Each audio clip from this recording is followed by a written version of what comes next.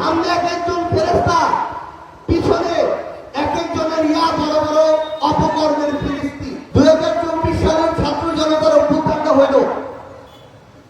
এই অভ্যুত্থানে লড়াইটা একটা ব্যক্তি শেখ হাসিনার বিরুদ্ধে না, লড়াইটা শুধুমাত্র একটা রাজনৈতিক দলের বিরুদ্ধে না, লড়াইটা ছিল একটা সিস্টেমের বিরুদ্ধে।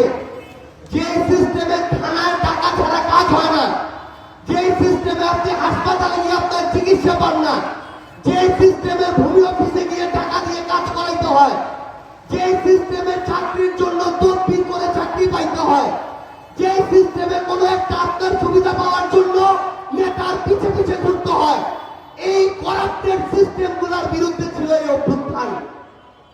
কিন্তু 24-এর অভ্যুত্থানের পরে যখন 6টা মাস গেল, 6টা মাস যাওয়ার পর আমরা দেখলাম যে ওই যে সিস্টেমগুলো কিছুটা কমলেও আবার 6 মাস যেতে না যেতে আগের মতো বাড়া শুরু করে দিছে। আবার বিভিন্ন থানায় বিভিন্ন পুলিশ টাকা ছাড়া কথা শুনে না, ভূমি অফিসে টাকা ছাড়া কাজ হয় না।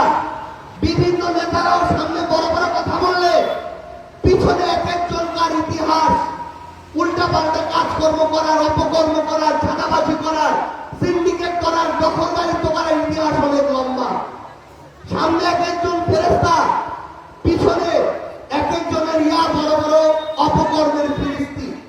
তখন আমাদের মনে হলো যে এই বাংলাদেশকে যদি আমরা সঠিক পথে রাখতে চাই তাহলে শক্তিশালী অন্তত 3টা রাজনৈতিক দল লাগবে। এনসিপির বয়স এখনো 1 বছর হয়নি, কিন্তু আমরা এই বাংলাদেশের 55টা রাজনৈতিক দলের মধ্যে এই 1 বছর না হতে এই মুহূর্তে 3টা গুরুত্বপূর্ণ রাজনৈতিক দলের মধ্যে একটা হচ্ছে এনসিপি। আমরা প্রতিযোগিতা করছি যে 2টি রাজনৈতিক দলের সাথে।